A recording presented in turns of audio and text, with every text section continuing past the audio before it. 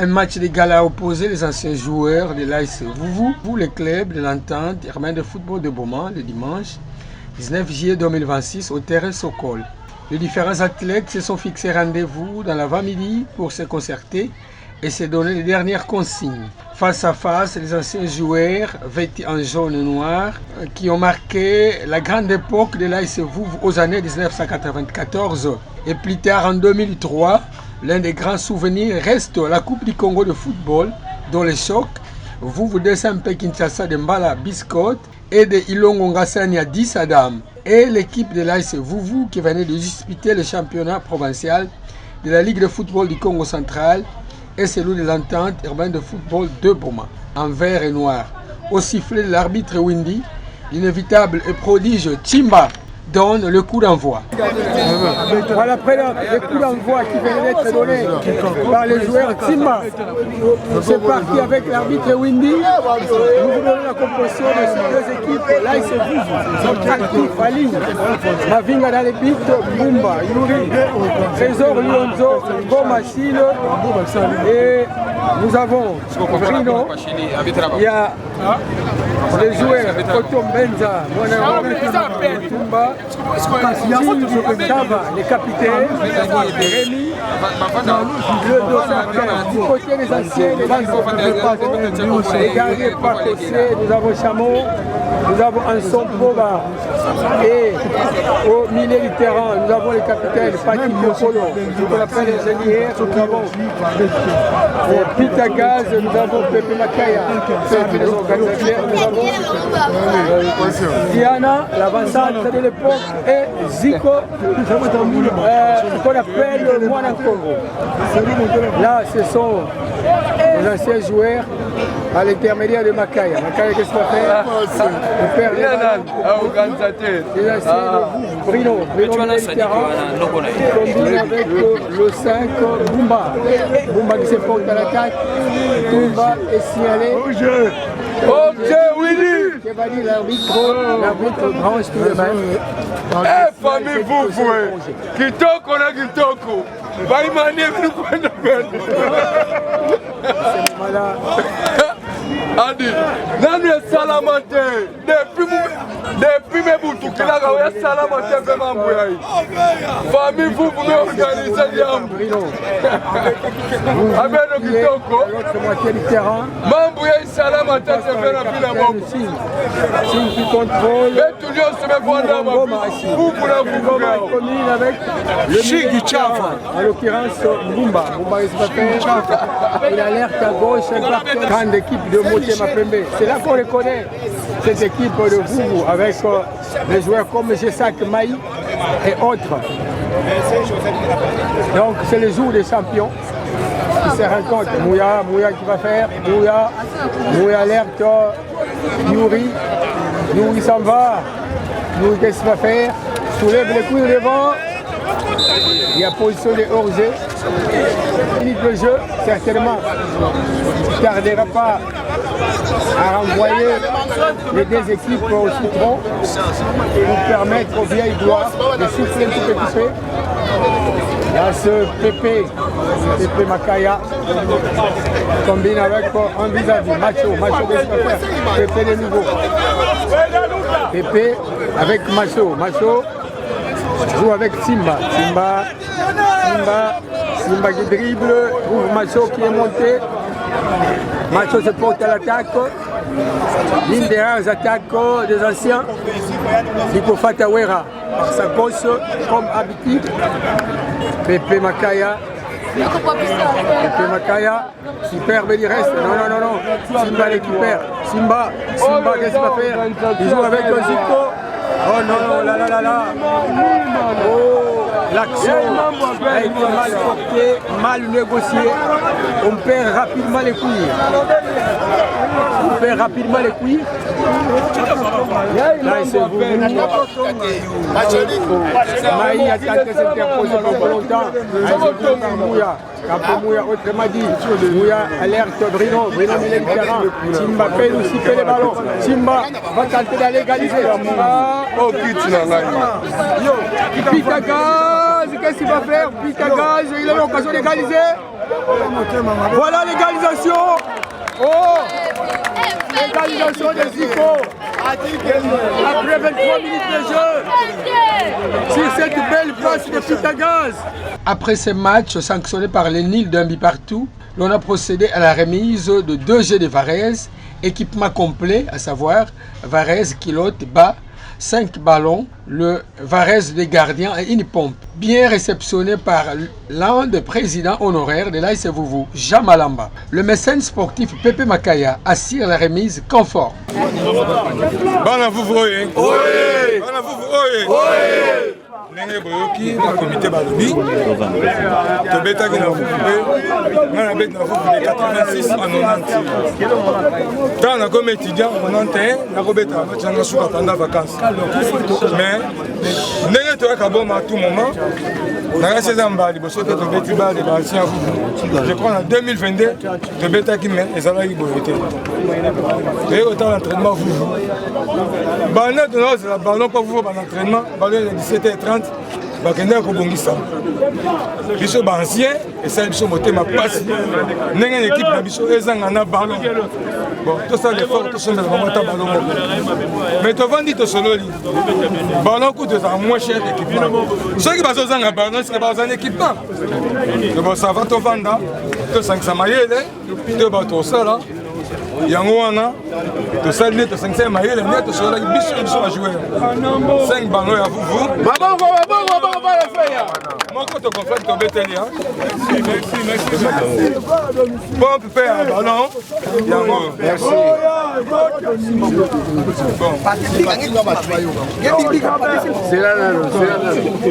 Varese à Vuvu toye na 2G bien marqué as Vuvu na nsima ya Nike eza na kombo yango otomona te joueur akei oyo nzela Varese à Vuvu eza ya Vuvu eza ya joueur te eza complet na aba nango na kilote nango ya mwa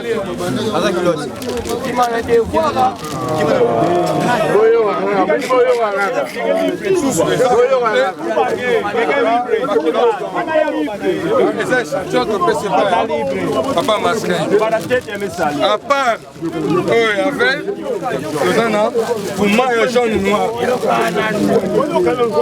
toza na puma ya jaune noir eza ya biso te eza ya tokosenga na komite ya bajoueur kobatela yango malamu soki bosali négligence okozwa so eloko mosusu biso bancien joueur toza na idée ya kosala un peu plus ma condition ke bino mpe kobatela biloko topesi bino yango intanda surtout intanda ya Vuvu Varese yango oyo ya jaune noir ya puma merci komona maboko eza 16-16 ya bagardien mpe eza 2-2 Varese ya vert noir ya bagardien yango bakolata bleu omoni Nike eza ya Varese ya eza complet suspension Puma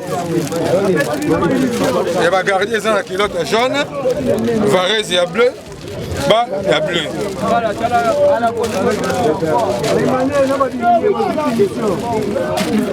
des fois Varese à jaune noir Varese yango mpe eza Puma yango kilote nango eza jaune eza nyonso bakomplet bana yango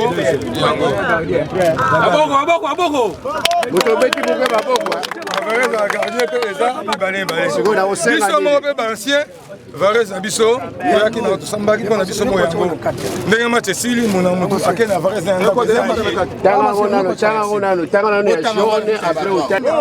tozo remercie bino po makambo nanu esalema te tala biso ba age tozwaka Vuvu peut-être nazalaka mwana moke tobanda koservir en tant que fanatique sportiste tina okoma président peut-être mingi bayebi histoire te soki bapita bazongaka na Vuvu ngam nasomaka bango Pita Vincent Damien Maï ngai nasomba po bazonga susu koya kobeta na fufu soki pita bazonga fora ndako tobunda po tosomba ngo toteka mai toteka mosengo marke bato balobaka mbongo nake nango Angola après coupe du Congo toteki mai na mosengo yango esomba ndako wana Angola en tout cas tokoremercie bino baaction oyo bokontinue nango biso bakolo ya totikali moke presque bamikolo nyonso bakufi oapuye ekipe eza ya biso nzambe abatela bino apesa ya bino ya mingi eloko moko ya mpasi totikali yango soki bampaka na kala bayokelaki nga mbele ndako wana eza boye te totikali na devoir ya ndako oyo ya fufu na ide tozalaki nango na nsima totonga sale moko ya monene mpona bareveillon ndako wana ndenge tonobombaka bakinois bazalaka wana mais etikala mosalema te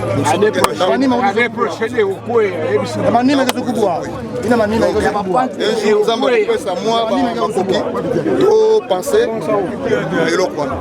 Plusieurs sportifs, témoins de ce grand événement, ont exprimé leurs sentiments au micro des radios Téléboma. Mais félicité bah oui, la messe à la bête vraiment bien quand tu passes